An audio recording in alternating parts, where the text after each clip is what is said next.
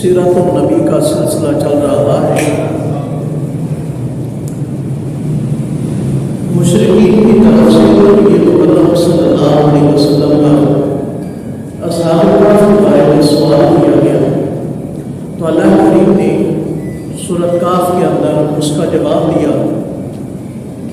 تو میں نے یہ سوچا کہ یہ سورت بڑی برکت والی ہے، اس کی بڑی فضیلتیں تو ساری بیان کر دی ہیں۔ جیسا کہ آپ نے حدیث پاک سنی، نبی مکرم صلی اللہ علیہ وسلم نے ارشاد فرمایا کہ اس کی 10 آیات جو یاد کر لے گا فتنہ دجال سے محفوظ کر لیا جائے گا، اور جو ہر جمعے کو پڑھے گا آئندہ جمعے تک اس کے لیے نور ہی نور ہے، روشنی ہی روشنی ہے۔ ایک اور حدیث پاک آپ کو سنا دوں۔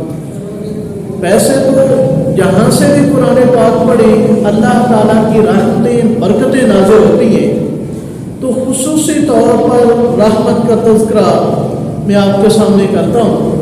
حضرت اسید بن حضیر رضی اللہ تعالیٰ عنہ کہتے ہیں کہ ہمارا چھوٹا گھر تھا، اسی کے اندر گھوڑا بھی بندھا ہوا تھا، جہادی گھوڑا جس پر چڑھ کر جہاد کرتے تھے، اور بیٹا یحییٰ بھی ساتھ لیٹا ہوا ہے، اور میں پچھلی رات اٹھا اللہ کی عبادت کے لیے، اور نفل نماز میں انہوں نے سورۃ کہف کی تلاوت شروع کی، تو جیسے کچھ پڑھ رہے تو گھوڑے نے بدکنا شروع کر دیا، اچھلنا کودنا شروع کر دیا، گویا کہ وہ ڈر گیا۔ انہوں نے تلاوت روک لی، خطرہ ہوا کہ کہیں بچے کی اس کا پاؤں نہ لگ جائے۔ تو کہتے ہیں جب میں نے تلاوت روکی گھوڑا بھی روک دیا، جب میں نے دوبارہ تلاوت شروع کی گھوڑا پھر کودنا شروع ہو گیا، تو میں نے پھر روک لی۔ جب تیسری مرتبہ اسی طرح ہوا تو میں نے نماز مکمل کی تاکہ اپنے بچے کو سائڈ پر کروں، کہیں ایسا ہی نہ ہو کہ گھوڑا بچے کو ڈھونڈ ڈالے۔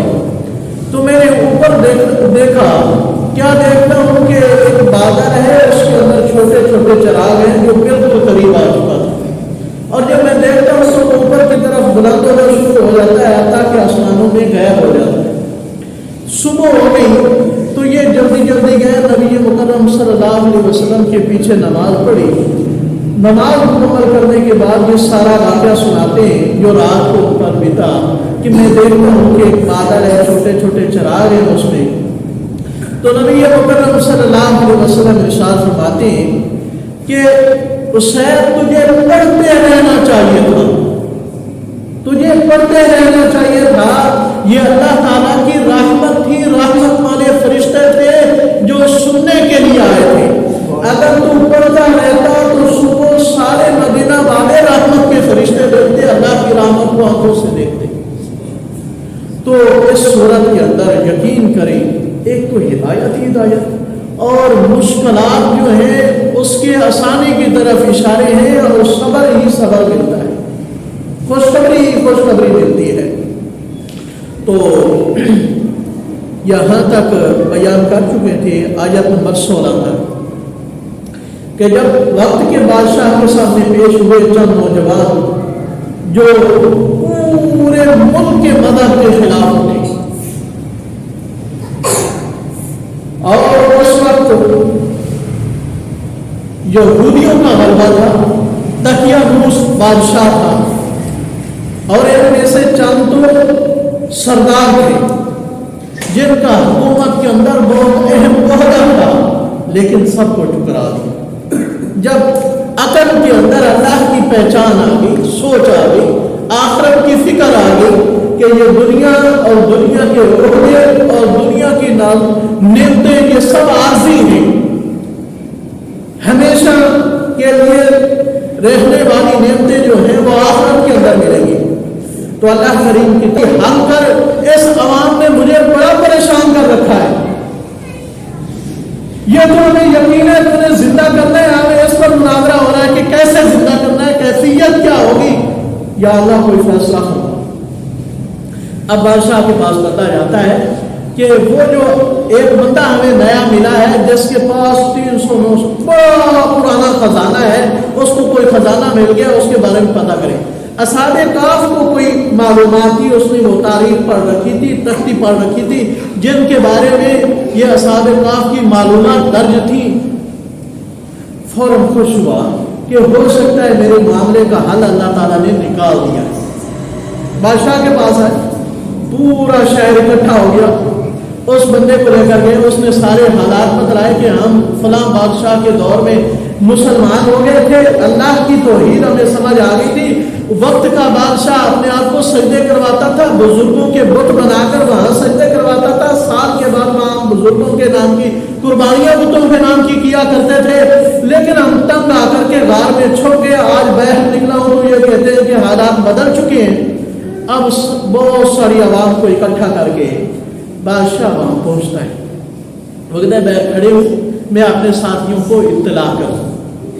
تو اندر ہی اطلاع کی، وہ باہر آئے، ملاقات ہوئی تو اللہ تعالیٰ نے معاملے کا کیا کر دیا، حل نکال دیا کہ قیامت والے دن زندہ کروں گا، جسم بھی یہی ہوگا، روح بھی یہی ہوگی.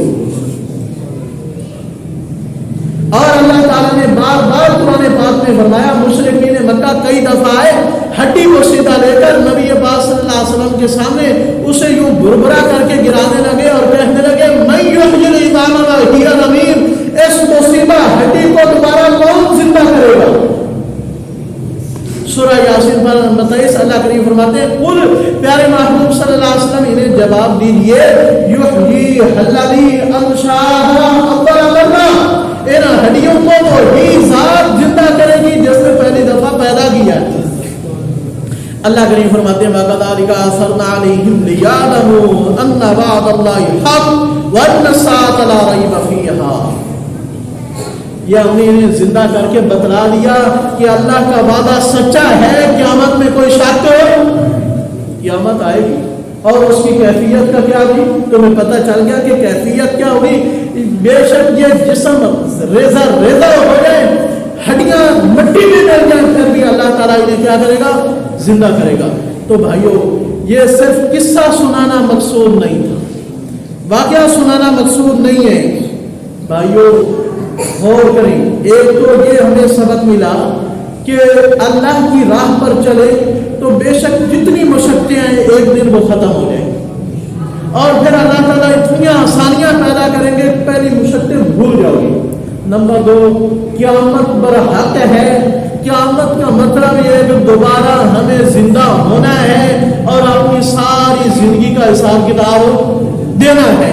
اور پاس اللہ کے دربار میں وہی ہوگا جو اپنی زندگی اللہ اور اس کے رسول کی باتوں کے مطابق، طریقوں کے مطابق گزارے گا. اگر کوئی اس کے خلاف چلے گا، چاہے اس کا کتنا خاندان اعلیٰ ہے، چاہے وہ کتنا خوبصورت ہے، چاہے وہ کتنا مالدار ہے، وہ ہمیشہ کے لیے کیا ہو جائے گا، ناکام ہو جائے گا. تو اللہ کریم سے دعا ہے کہ اللہ تعالیٰ نے آخرت کی تیاری کرنے کی توفیق نصیب فرمائے. تو یہ لوگ پھر دوبارہ گئے اندر، کہتے ہیں کہ اب ہمیں اجازت چاہیے. اندر گئے اور فوراً اللہ تعالیٰ نے انہیں کیا دے دی، موت دے دی، اور ہمیشہ کے لیے یہ اس دنیا سے رخصت ہو گئے. اب ان کی مفسرین کہتے ہیں، ابن عطیہ نے اور امام قرطبی رحمہ اللہ تعالیٰ نے اور بہت سارے محدثین نے کہا ہے کہ ہم غار میں گئے، باقیات وہاں پڑی ہیں، نظر آتی ہیں، ڈھانچے پڑے ہوئے، ہڈیوں کے ڈھانچے، لیکن اس دنیا سے وہ رخصت ہو گئے اور کتنا عرصہ دراز گزر گیا. تو اللہ کریم سے دعا ہے کہ اللہ تعالیٰ ہمیں قرآن و حدیث پڑھنے کی، عمل کرنے کی توفیق نصیب فرمائے.